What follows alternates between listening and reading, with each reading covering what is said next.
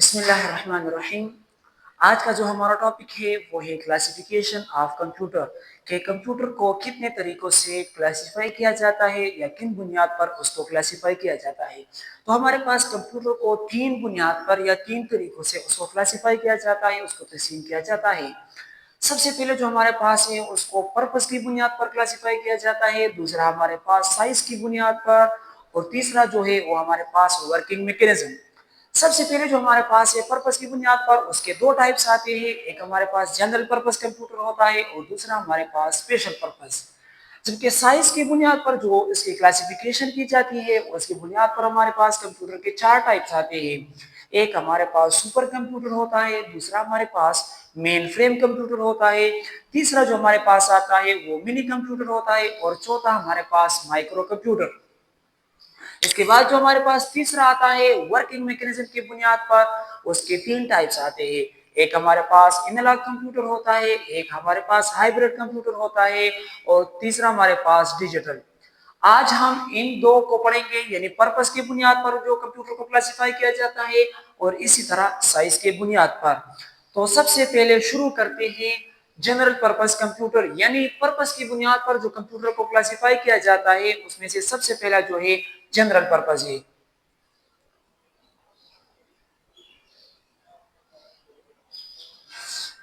तो general purpose computer हमारे पास वो कंप्यूटर होता है जिसकी कोई लिमिट नहीं होती, आप उसको किसी भी काम के लिए इस्तेमाल कर सकते हैं।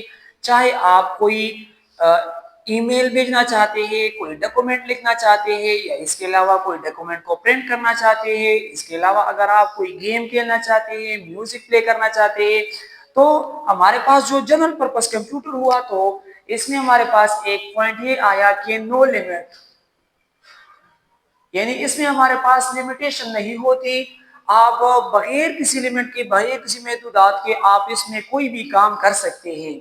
दूसरा हमारे पास जो जनरल पर्पस कंप्यूटर आता है उसमें हमारे पास ये होती है कि ये हमारे पास फ्लेक्सिबल होता है। फ्लेक्सिबल का मतलब ये है, दूसरा हमारे पास पॉइंट हुआ कि ये हमारे पास फ्लेक्सिबल होता है। फ्लेक्सिबल मीन कि आप इसको एक जगह से दूसरी जगह ले जाना चाहता है, आप इसको इस पर कोई भी काम कर सकते हैं, एक जगह से दूसरी जगह आसानी के साथ ले जा सकते हैं। इसके बाद है कि जनरल पर्पस कंप्यूटर एग्जाम्पल क्या है, हम इसको कहाँ पर देख सकते हैं, कहाँ पर हम इसको इस्तेमाल कर रहे हैं। तो इसकी जो आसान एग्जाम्पल है, आसान मिसाल है, वो ये है कि हमारे घरों में, हमारे ऑफिस में जो कंप्यूटर, जो लैपटॉप हम इस्तेमाल कर रहे हैं वो हमारे पास एक जनरल पर्पस कंप्यूटर है। यहाँ पर आपको एक एग्जाम्पल, एक डायग्राम के तौर पर हम शो करते हैं कि जनरल पर्पस कंप्यूटर, सबसे पहले आपसे क्वेश्चन किया गया है कि कैन सेंड ईमेल, तो इसको कहा गया है कि नो, यानी ईमेल हम यस, इसके जरिए से हम ईमेल को सेंड कर सकते हैं। अगर आप डॉक्यूमेंट क्रिएट करना चाहते हैं, यस, इसके जरिए से हम डॉक्यूमेंट को क्रिएट कर सकते हैं। अगर आप इसके जरिए से डॉक्यूमेंट को प्रिंट करना चाहते हैं तो वो भी हम कर सकते हैं। कोई वीडियो प्ले करना चाहते हैं, गेमिंग करना चाहते हैं, या इसके अलावा कुछ और काम करना चाहते हैं, तो ये हमारे पास जनरल पर्पस है, किसी भी काम के लिए हम इसको इस्तेमाल कर सकते हैं। जो दूसरा हमारे पास आता है वो है स्पेशल पर्पस कंप्यूटर।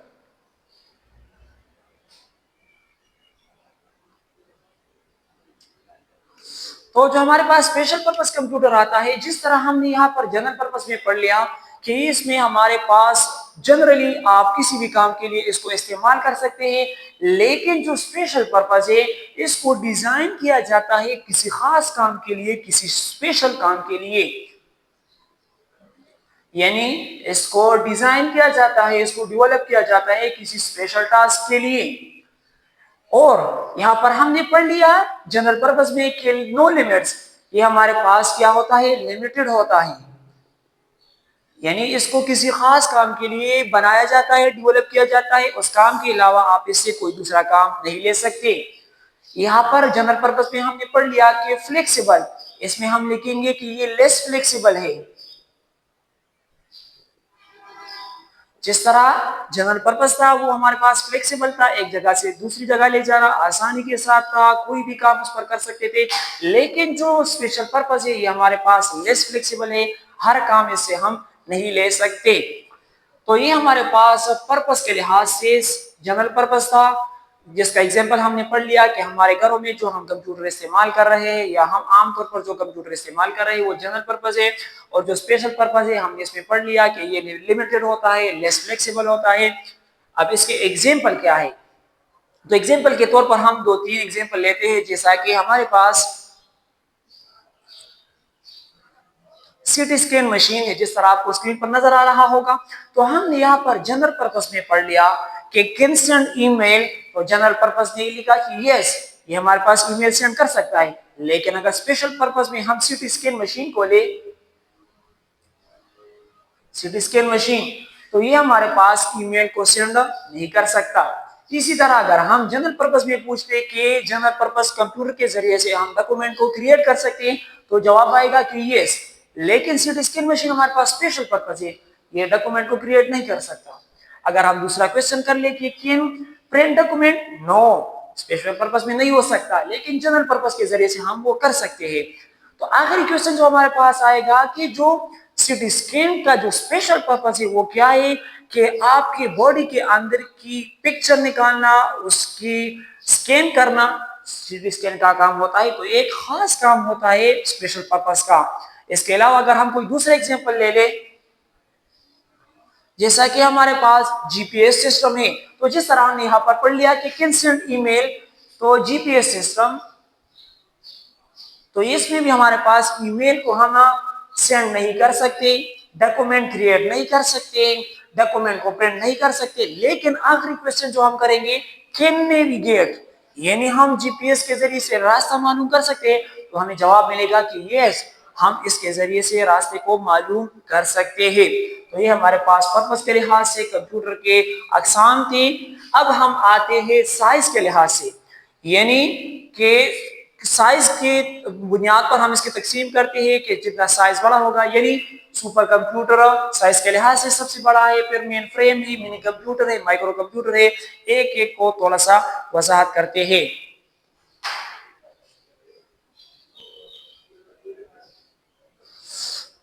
सबसे पहले जो हमारे पास है सुपर कंप्यूटर। सुपर कंप्यूटर हमारे पास वो कंप्यूटर है जो सबसे पावरफुल है और सबसे बड़ा कंप्यूटर है, यानी इसकी साइज भी बड़ी है, इसकी प्रोसेस जो है वो भी, प्रोसेसर भी बड़ा है, प्रोसेस का ताकत जो है वो सबसे ज्यादा है। यहाँ पर लिखा है कि most powerful computer built by people, यानी आज तक सबसे ज्यादा जो पावरफुल कंप्यूटर है जो बनाया गया है वो हमारे पास सुपर कंप्यूटर है।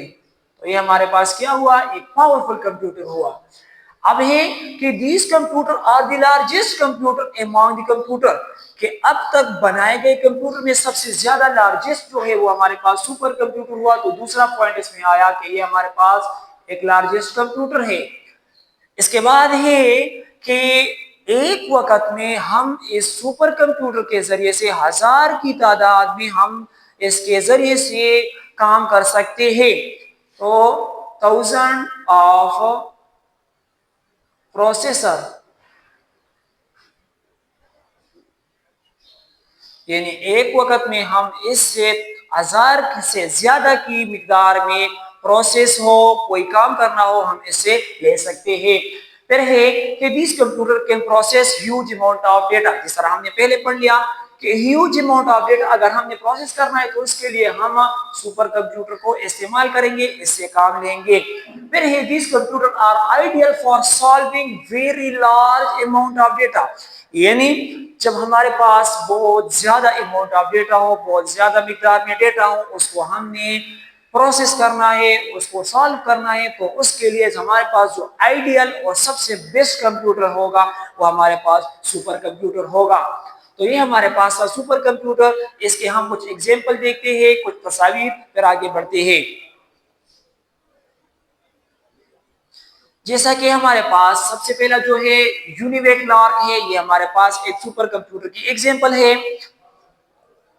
ये दूसरा जो है CDC 6600 है, ये हमारे पास एक सुपर कंप्यूटर है। इसके अलावा भी हमारे पास मुख्तलिफ सुपर कंप्यूटर है। तो ये हमारे पास सुपर कंप्यूटर हुआ, means more powerful, the largest computer, and the other point is to process 1000 process in one time is ideal computer is super computer।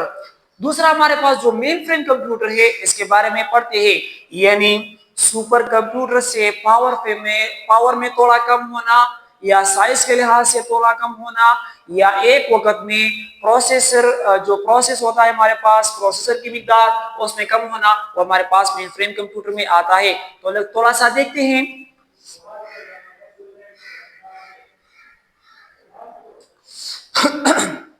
दूसरा हमारे पास है मेन फ्रेम कंप्यूटर, और मेन फ्रेम कंप्यूटर को दूसरा नाम दिया जाता है मैक्रो कंप्यूटर। मैक्रो कंप्यूटर दूसरा नाम इसको दिया जाता है। जिस तरह हमने पहले पढ़ लिया कि ये सुपर कंप्यूटर हमारे पास मोर पावरफुल होता है, अब जो मेन फ्रेम कंप्यूटर है इसको ज्यादा तौर पर बड़े बड़े ऑर्गेनाइजेशन किसी खास काम के लिए इसको इस्तेमाल करते हैं। जब उस ऑर्गेनाइजेशन का डेटा ज्यादा हो, उसके प्रोसेस की मिकदार ज्यादा हो, तो उसको प्रोसेस करने के लिए वो मेन फ्रेम कंप्यूटर को इस्तेमाल करते हैं, क्योंकि उसकी डेटा की मिकदार ज्यादा होती है। वो किसी माइक्रो कंप्यूटर से के जरिए से उसको प्रोसेस नहीं कर सकते, मिनी कंप्यूटर के जरिए से नहीं कर सकते, तो उसके लिए वो मेन फ्रेम कंप्यूटर का इस्तेमाल करते हैं। फिर these computers are used mainly by large organizations for critical application, typically bulk data processing such as industry। जैसा कि हमारे पास बड़े बड़े इंडस्ट्रीज होते हैं तो उसके लिए वो मेन फ्रेम कंप्यूटर इस्तेमाल करते हैं, या इसके अलावा कोई फाइनेंशियल ट्रांजेक्शन प्रोसेसिंग हो तो उसके लिए इस्तेमाल करते हैं। दूसरा जो पॉइंट लिखा है, these are large and power computer but have less power। जिस तरह मैंने आपको पहले बताया कि सबसे मोस्ट पावरफुल ये हुआ, तो ये साइज के लिहाज से भी उससे कम है, और जो पावर है less power then super computer, यानी सुपर कंप्यूटर से ये पावर में कम है, साइज में भी कम है। These are large and powerful। The early mainframe was so large but they were housed in huge room-sized metal box। यानी मतलब ये है कि जो सबसे पहले मेनफ्रेम कंप्यूटर को बनाया गया था उसकी साइज भी बहुत बड़ी थी।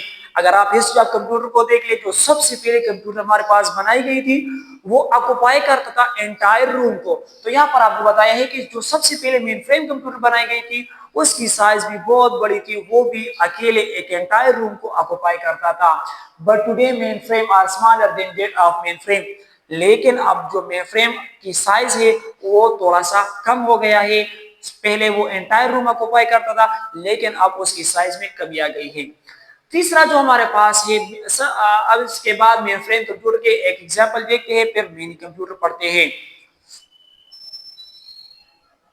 तो आप देख सकते हैं कि ये हमारे पास एक मेन फ्रेम कंप्यूटर है IBM सिस्टम Z9। ये हमारे पास एक मेन फ्रेम कंप्यूटर है। दूसरा हमारे पास यूनिवेक है, ये भी हमारे पास एक मेन फ्रेम कंप्यूटर है। आप इसको देख सकते हैं कि इसकी साइज भी हमारे पास बड़ी है, लेकिन सुपर कंप्यूटर से साइज में थोड़ा सा छोटा है। अब इसके बाद जो तीसरा हमारे पास है मिनी कंप्यूटर। तो लिखा है कि मिनी कंप्यूटर सबसे पहले जो हमारे पास डेवलप हुआ था वो था 1960 में, यानी 1960 में हमारे पास सबसे पहले मिनी कंप्यूटर बनाई गई थी। और अब इसी तरह हम नीचे आएंगे, पावर में भी कम होगा और इसकी जो साइज है वो भी कम होगा। सबसे ज्यादा पावरफुल जो था वो सुपर कंप्यूटर था, लार्जेस्ट भी था। फिर हम मेन फ्रेम में आए तो हमने कहा कि लेस पावर देन सुपर, के पावर में भी कम है, साइज में भी कम हुआ। अब जब हम मिनी कंप्यूटर की तरफ आए तो ये भी पावर में कम होगा, साइज भी उससे कम होगी। तो हम एक एक कंपेयर करेंगे, पावर ये ज्यादा हुआ, फिर ये कम हुआ, फिर इसमें भी कम हुआ, साइज वो ज्यादा था, ये कम हुआ, ये कम हुआ। तो इसी तरह हम नीचे आएंगे। फिर लिखा है कि but still they can offer huge processing ability. लेकिन हमने पढ़ लिया कि पावरलेस है, लेकिन ये नहीं कि हम कहते कि पावरलेस है कि ये कुछ काम नहीं कर सकता। लेकिन अभी भी इसमें बहुत कैपेबिलिटीज है, इसमें बहुत सलाहियत है कि ह्यूज अमाउंट ऑफ डेटा को ये एक वक्त में आसानी के साथ प्रोसेस कर ले, उसको हल कर ले। फिर लिखा है कि the capability of many computer are somewhere between those of mainframe and micro computer. यहाँ पर आपको एक पॉइंट बताया गया है कि जो मिनी कंप्यूटर है इसकी जो प्रोसेसिंग है वो between main frame and micro है। ये तो हमें नजर आ रहा है कि ये पावर में ज्यादा होगा मेन फ्रेम, मिनी पीरियड होगा। तो मतलब कि मिनी मेन फ्रेम से कम है लेकिन माइक्रो से पावर में और साइज में ज्यादा है। इसके बाद लिखा है कि for this reason mini computer are often called is mid range. Mid range mean के माइक्रो और मिनी के माइक्रो कंप्यूटर और मेन फ्रेम के दरमियान मिनी कंप्यूटर है और इसको दूसरा नाम दिया जाता है मिड रेंज कंप्यूटर। इसके कुछ एग्जांपल देखते हैं। जैसा कि हमारे पास मिनी कंप्यूटर है HP 3000, ये हमारे पास एक मेन फ्रेम कंप्यूटर है। आप इसके साइज को देख सकते हैं कि सुपर में हमारे पास साइज ज्यादा था, मेन फ्रेम में साइज कम हुआ। अब मिनी कंप्यूटर में हमारे पास उससे भी साइज कम है। दूसरा हमारे पास ये मिनी कंप्यूटर PDP-1, इसके बाद हमारे पास PDP-2, PDP-3 आता है। जैसा कि आप देख सकते हैं कि ये हमारे पास PDP-12 है और ये हमारे पास IBM AS400, तो ये भी हमारे पास मिनी कंप्यूटर है। आखिर में हमारे पास माइक्रो कंप्यूटर है, इसके बारे में थोड़ा सा पढ़ते हैं।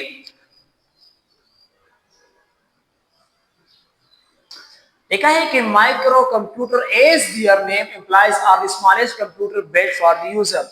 कि जिस तरह नाम से जाहिर हो रहा है माइक्रो, माइक्रो मीन छोटा, कि हमारे पास वो कंप्यूटर जिसको यूजर के लिए बिल्ड किया गया है कि वो आसानी के साथ उसको कैरी कर ले, एक जगह से उसको दूसरी जगह ले जा सके आसानी के साथ। फिर लिखा है these computer are so small but they as they can sit under. मतलब इसका ये इसके फिक्रे का, इस सेंटेंस का, कि आप इस माइक्रो कंप्यूटर को आसानी के साथ किसी टेबल पर ऊपर रख सकते हैं, किसी टेबल के अंदर रख सकते हैं। और इस माइक्रो कंप्यूटर को जो दूसरा नाम दिया जाता है डेस्कटॉप, यानी डेस्कटॉप मीन कि आप इस माइक्रो कंप्यूटर को, इस डेस्कटॉप को किसी भी टेबल पर आसानी के साथ फिट कर सकते हैं, उस पर आसानी के साथ रख सकते हैं। Micro computer are so called because they contain a micro processor. यानी इसको माइक्रो क्यों कहा जाता है? क्योंकि इसकी वजह यह है कि इसमें हमारे पास माइक्रो प्रोसेसर आते हैं, छोटे छोटे प्रोसेसर आते हैं और वो अपना काम परफॉर्म करता है। Another general characteristic of this computer is they occupy physical small। मतलब ये है कि माइक्रो, इसको कहने की वजह एक दूसरी ये है कि ये हमारे पास स्मॉल साइज ऑक्युपाई करता है, साइज में हमारे पास जगह कम घेरता है, तो इस वजह से इसको माइक्रो कंप्यूटर कहा जाता है। यहाँ पर हमारे पास 6 टाइप ऑफ माइक्रो कंप्यूटर है। एक हमारे पास डेस्कटॉप है, जिस तरह मैंने आपको पहले पढ़ा लिया। दूसरा हमारे पास वर्क स्टेशन है। तीसरा हमारे पास नोटबुक कंप्यूटर है। इसके बाद टैबलेट है, हैंडहेल्ड है और स्मार्टफोन है। तो ये 6 टाइप हमारे पास आते हैं माइक्रो कंप्यूटर के। इसके हम एग्जांपल लेते हैं। ये तो आसान है, डेस्कटॉप जिस तरह हमारे पास हर जगह हम इसको इस्तेमाल करते हैं। दूसरा हमारे पास वर्क स्टेशन है, जैसा कि डेस्कटॉप है, हम हर जगह पर इसको इस्तेमाल करते हैं, तो ये भी हमारे पास माइक्रो कंप्यूटर है। दूसरा हमारे पास वर्क स्टेशन है, जैसा कि हम किसी जगह पर इस्तेमाल करते हैं। तीसरा हमारे पास है, इस तरह मैंने आपको पढ़ाया कि नोटबुक है, तो ये भी हमारे पास एक माइक्रो कंप्यूटर है। इसके बाद जो चौथा हमारे पास आता है वो है टैबलेट, ये भी हमारे पास एक माइक्रो कंप्यूटर है। इसके बाद हमारे पास लैपटॉप होता है, हैंड हेल्ड है, और इसके बाद हमारे पास जो आखिरी माइक्रो कंप्यूटर है वो है स्मार्टफोन। तो ये हमारे पास से classification of computer with respect to purpose, with respect to size. Size में पर्पस में हमने 2 टाइप्स पढ़ लिए, जनरल पर्पस, स्पेशल पर्पस। और साइज में हमने 4 टाइप पढ़ लिए, super computer, mainframe computer, mini computer और माइक्रो कंप्यूटर। अगर आपको इसमें कुछ मसला हो, किसी बात आपको समझ नहीं आई, तो इंशाल्लाह हफ्ते के दिन इसको डिस्कस करेंगे ऑनलाइन क्लासेस में। वस्सलाम।